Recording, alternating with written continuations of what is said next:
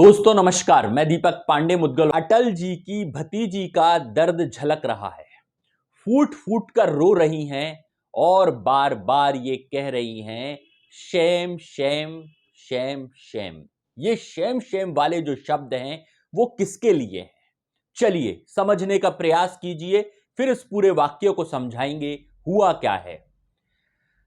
One way traffic जहां से चालू रहता है, जो व्यक्ति वादों की झड़ी लगा देता है, जो व्यक्ति लाल किले की प्राचीर से भी झूठ बोल सकता है, वो व्यक्ति जिसने कभी चाय बनाई थी, जिसने ये कहा था कि मैं हवाई चप्पल पहनने वालों को हवाई यात्रा कराऊंगा, लेकिन लॉकडाउन के दौर में चप्पल छोड़कर पैदल ही चलवा दिया, जिसके चरणों में लेटा उसको लोटों में बिकवा दिया और जिसको गुरु बनाया उसको कालीन बना के छोड़ दिया और मार्गदर्शन मंडल में डाल दिया। मैं किसकी बात कर रहा हूं? शायद समझ गए होंगे, तो जवाब दे दीजिए, क्योंकि इसके बाद मैं बताने वाला हूं कि भतीजी ने शेम शेम के बाद यह वाक्य पूरा क्या है और क्यों हुआ। अब हम लिए चलते हैं आपको इस पूरी स्टोरी की ओर। ये जी की भतीजी का नाम है क्रांति मिश्रा। क्रांति मिश्रा ग्वालियर में रहती हैं और कमल सिंह बाग में पैतृक निवास अटल बिहारी वाजपेयी जी का, जो भारत के पूर्व प्रधानमंत्री होने के साथ साथ एक कवि भी थे और भारत रत्न से नवाजे भी गए थे। अटल बिहारी वाजपेयी, जिनके विषय में कहा जाता है कि अटल बिहारी बोल रहा है, इंदिरा शासन डोल रहा है। मतलब अपना संपूर्ण जीवन जिन्होंने भाजपा के लिए समर्पित कर दिया, जिन्होंने एड़ी चोटी का जोर लगाकर ग्वालियर के राजघराने को भी भाजपा में मिला लिया, और वो भी आदर्शों और सिद्धांतों के साथ, ना कि जबरदस्ती। ये मैं समझा दूं, क्योंकि उन्होंने अपने आदर्श और सिद्धांतों के बलबूते पर विपक्ष में भी अपना लोहा मनवाया था।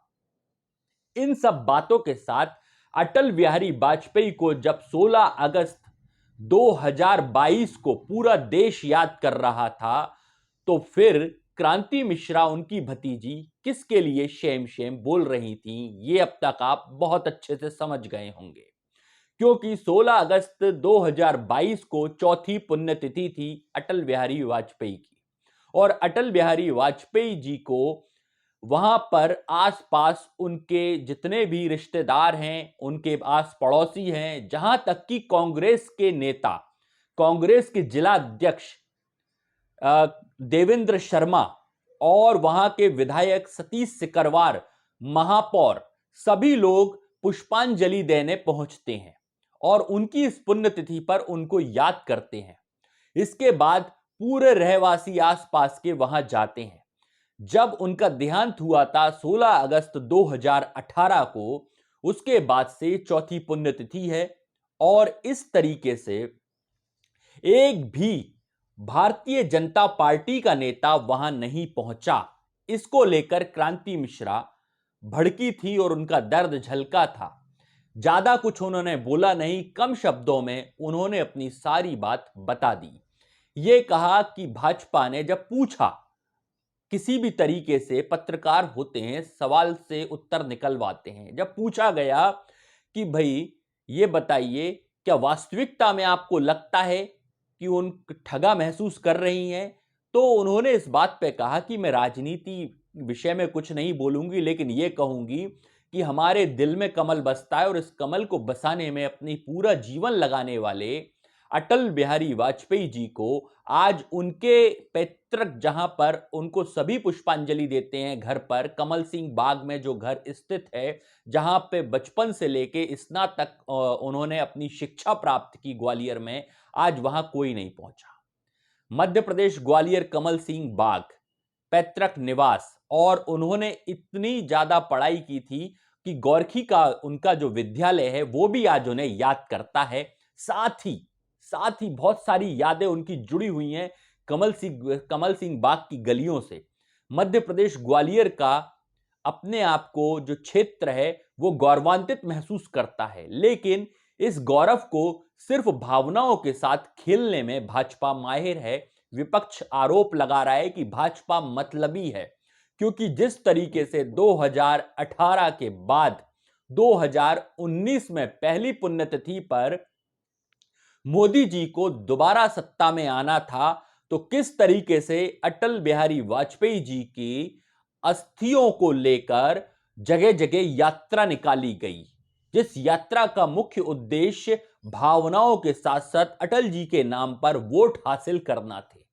और उस तरीके से मैंने कह रहा हूं यहां पर आज कि कह रहे हैं कि अटल जी की चरणों में लेटे और उनको लोटों में बिकवा दिया अटल जी को, और जगह जगह लोटों में उनकी अस्थियां ले जाकर पूरे देश को भाव विभोर करते हुए 2019 में एक बार फिर मोदी जी ने सत्ता हासिल की। लेकिन वहां के वार्ड पार्षद रवि तोमर तक पुष्पांजलि देने नहीं पहुंचे 16 अगस्त 2022 को। और ऐसा पहली बार नहीं है, ये 2019 में सत्ता में आने के बाद भाजपाई भूल चुके हैं। इसलिए कांग्रेस कह रही है कि भाजपा मतलबी पार्टी है। बस कहते हैं काम खत्म, आपसे काम खत्म, आपका नाम खत्म, आपका वजूद खत्म।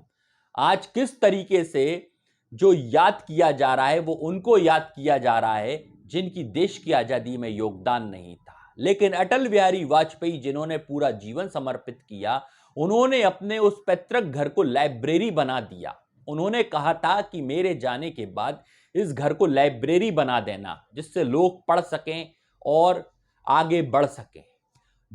अब अटल बिहारी वाजपेयी को मोदी जी ने राजधर्म तक याद दिलाया था गुजरात दंगों में, तो उन्हें कैसे वो भूल सकते थे।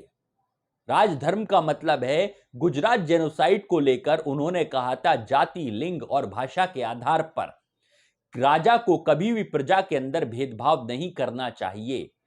इसको लताड़ते हुए कहा यूं भी जाता है कि मोदी जी को अटल बिहारी वाजपेयी इस्तीफा चाहते थे कि मोदी जी अब गुजरात के मुख्यमंत्री ना रहें और केशुभाई पटेल के बाद वो भी इस पद को छोड़ दें और एक नया मुख्यमंत्री हरेन पंड्या जो गृह मंत्री थे उनको नया मुख्यमंत्री चुनना चाहते थे। लेकिन हरेन पंड्या का भी शूट आउट हो जाता है सोहराबुद्दीन शेख द्वारा। ये एक अलग विषय है, इसको हम कभी अलग से बताएंगे कि किस तरीके से जस्टिस लोया, सोहराबुद्दीन शेख और ये पूरी गुत्थी उलझी हुई है, जहां से इस केस को गुजरात से बॉम्बे हाईकोर्ट ट्रांसफर किया था। लेकिन मोदी जी और भाजपा और कमल समर्पित लोग पुष्पांजलि देने तक अटल बिहारी वाजपेयी को उनके पैतृक निवास पर नहीं पहुंचे और ग्वालियर के अंदर वार्ड पार्षद रवि तोमर तक वहां नहीं गए। यह बड़ा ही निंदनीय और गंभीर चिंतन का विषय है कि सिर्फ वोट चाहिए होता है तो नेता याद आते हैं, बाकी उनके विचार, आचार और उनके पास पहुंचना किसी को उचित नहीं लगता।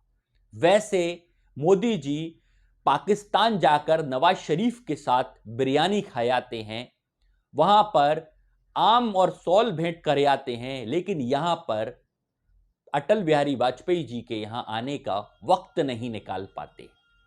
और 25 दिसंबर 1924 को जन्मे थे अटल बिहारी वाजपेयी। आज उनका जयंती हो या फिर पुण्यतिथि, सब अब बराबर है, क्योंकि भाजपा का काम निकल गया, अब उनको कोई मतलब नहीं। क्योंकि जिस तरीके से लाल कृष्ण आडवाणी हाशिए पर हैं, जिन्होंने बचाया था गुजरात दंगों की जब फाइल ओपन हो रही थी और मुख्यमंत्री पद से मोदी जी को हटाया जाना था, तो उन्होंने उन्हें ही नहीं छोड़ा, तो फिर अटल बिहारी वाजपेयी कहां लगते हैं।